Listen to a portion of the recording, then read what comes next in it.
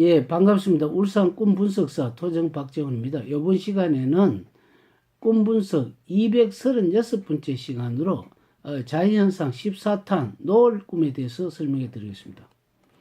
노을이라는 것은 주로 저녁이죠. 저녁에 구름이 햇살을 받아서 이렇게 물든 것을 노을이라 그럽니다. 물론 노을이라는 것은 아침 노을도 있고 저녁 노을도 있죠.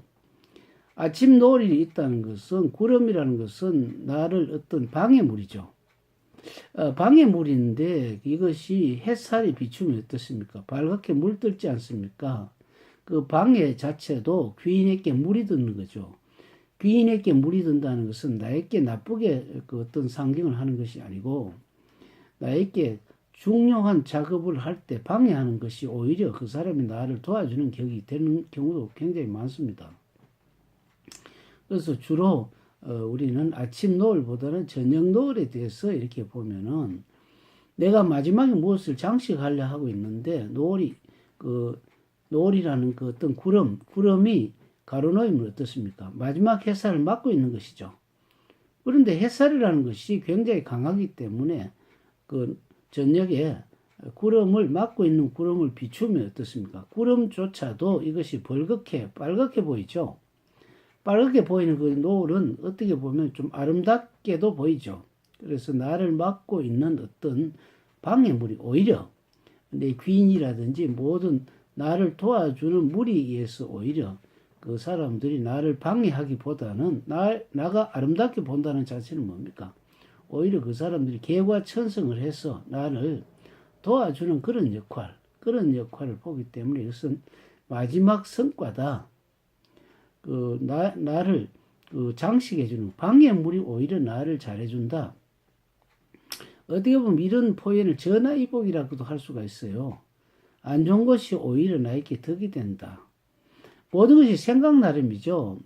어떤 사람이 살아가는데 굉장히 장애가 되고 고생을 했으면 어떤 사람들은 지금까지 살아가는 것이 굉장히 재수없고 기분 나쁘다면 어떤 사람들은 오히려 나를 그 시험에 들게 해가지고 내가 그때마다 굳건하게 빠져나오고 그때마다 내가 이 시련을 이겼어. 더욱 단련이 돼가 큰 성과를 거두었다. 이렇게 보는 어떤 그런 사람들이 성공하는 사람들의 전형적인 그 어떤 그 특징입니다. 뭐 콜럼버스 같은 경우 미대륙 발견할 때 얼마나 파도가 높고 또 가도 끝이 없는 망망대해서 얼마나 실망을 했겠습니까? 그러나 콜럼버스는 인생은 여행이고 여행이라는 것은 우리가 겪지 못하는 어떤 그 고비가 있는 것이 오히려 즐거움이라 생각하고 끝까지 갔기 때문에 그 신대륙을 발견할 수 있었죠.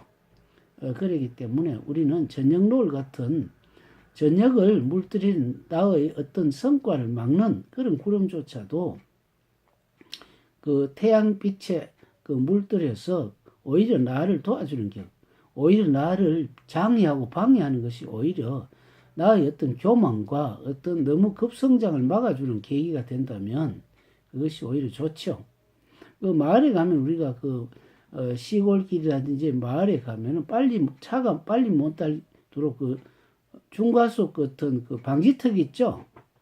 그것을 우리 생각하면 뭐 이런 재수 없는 게 있나 이렇게 생각하는 것보다는 마을에 사람들이 다치지 않게끔 과속턱을 방지함으로써 우리는 좀 천천히 갈 수 있고 속도를 줄일 수가 있죠.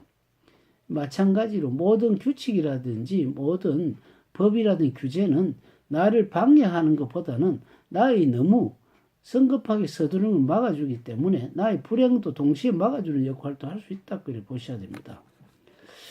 다음에는 그 바람 꿈에 대해서 설명해 드리겠습니다. 감사합니다.